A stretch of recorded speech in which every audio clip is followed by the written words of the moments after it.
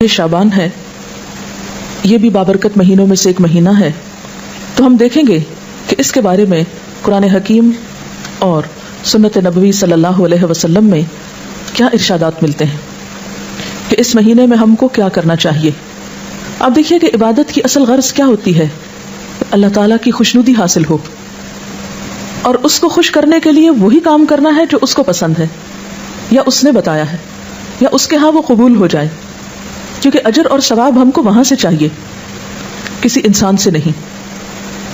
یعنی دین کے نام پر ہم جو کچھ بھی کریں گے اس کا اجر اور ثواب اللہ تعالی سے امید رکھیں گے، لہذا ہمارے ہر کام کے پیچھے نیت اس کی رضا ہو اور طریقہ اس کے بتائے ہوئے قاعدوں کے مطابق ہو۔ اس کی فضیلت کے بارے میں جو چیزیں ہم کو معلوم ہوتی ہیں وہ احادیث سے ہیں۔ احادیث میں ہم دیکھتے ہیں کہ اس مہینے کی جو مخصوص عبادات بتائی گئی ہیں وہ روزے ہیں۔ حضرت اسامہ بن زید رضی اللہ تعالی عنہ بیان کرتے ہیں کہ میں نے سوال کیا، اے اللہ کے رسول صلی اللہ علیہ وسلم، میں آپ کو کسی مہینے میں سوائے رمضان کے اتنے روزے رکھتے ہوئے نہیں دیکھتا جس قدر روزے آپ شعبان میں رکھتے ہیں۔ آپ نے فرمایا کہ لوگ اس رجب اور رمضان کے درمیان والے مہینے کی فضیلت سے غافل ہیں، حالانکہ اس مہینے میں لوگوں کے اعمال اللہ تعالیٰ کے سامنے پیش کیے جاتے ہیں۔ میری چاہت یہ ہے کہ میرے اعمال اللہ تعالیٰ کے سامنے میرے روزے کی حالت میں پیش ہوں۔ یہ روایت جو ابھی میں نے آپ کے سامنے رکھی یہ ابو داؤد اور نسائی کی ہے۔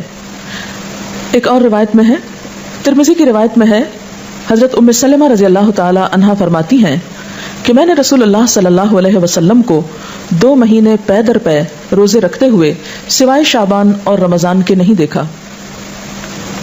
حضرت انس بیان کرتے ہیں کہ آپ صلی اللہ علیہ وسلم سے پوچھا گیا کس مہینے میں رمضان کے بعد روزہ رکھنا افضل ہے؟